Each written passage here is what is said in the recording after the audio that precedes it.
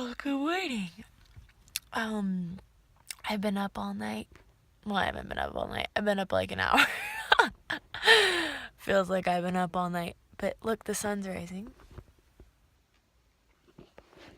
Beautiful.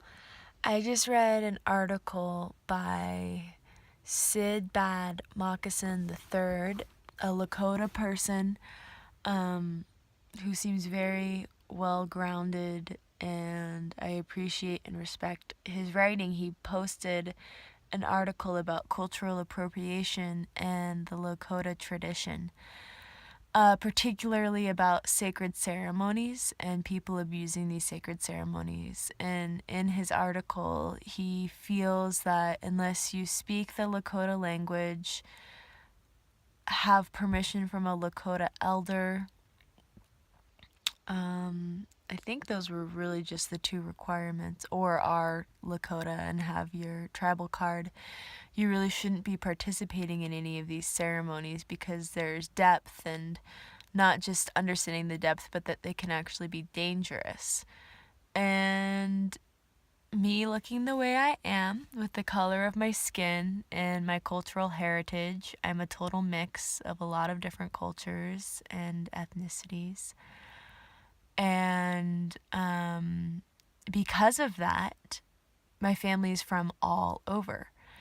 So I feel like in the colonization of America and Western expansion and all of that, not only were Native American traditions lost, but a lot of the people that came over from Europe, because of mixing and intermarrying and really just trying to survive, they lost a lot of their traditions too.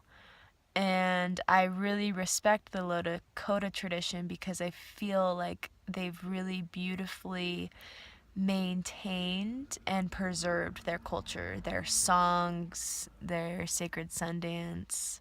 I know there is a lot more that I don't know. And I was working recently and with a group of people, and there was a man from Spain and a woman from maybe Michigan or something talking back and forth. And when one of them agreed with something, they'd say, aho. And it really struck a chord with me in thinking about this article, because I was curious if it was they were saying that word because they thought it was cool, or like that was a cool new way to say okay, or had they just gotten back from a Sundance, and trying not to like pass judgment, but it really makes me reflect and look at myself too and my participation in all of it, because I've been to a non-Lakota Sundance that was based on the Lakota tradition, run by Native Americans, but it was not a Lakota Sundance. It was what it was, and the man running it had learned from Lakota people, and the tradition had been passed down, but it was happening in California. And for me, in my experience there, it was incredibly healing and powerful, and I watched people change at the dance and after the dance, and I had a massive shift. But after reading the article, no, everybody was not speaking Lakota, and no, I don't think everybody was fully educated on the protocol. But it was such a healing experience, and so there's that strange line of like, okay, so was that cultural appropriation? Yes, that wasn't appropriate.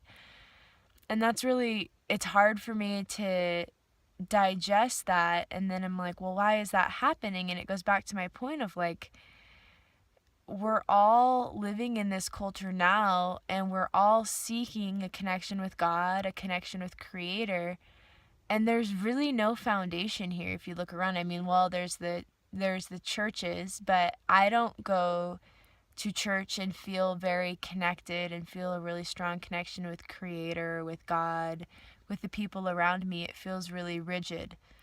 And so I feel that